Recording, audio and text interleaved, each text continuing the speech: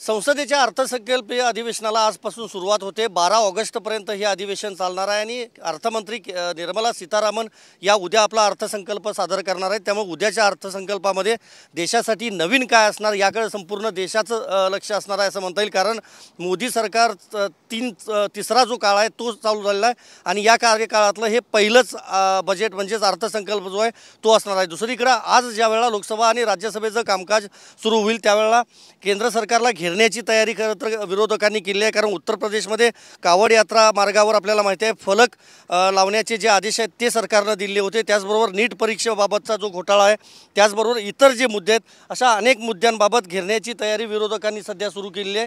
विरोधी पक्षनेते राहुल गांधी, पंतप्रधान नरेंद्र मोदी ही देखील आज संसदेमध्ये उपस्थित असणार आहेत।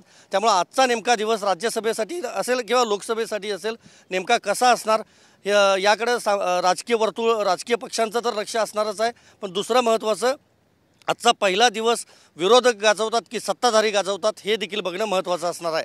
व्हिडिओ जर्नलिस्ट राकेश कुमारसह मी संदीप राजगोळकर, TV9 मराठी, नवी दिल्ली।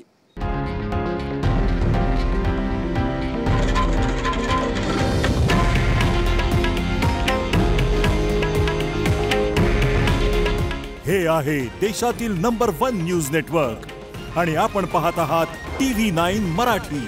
काळजी तुमची, हित महाराष्ट्राचं।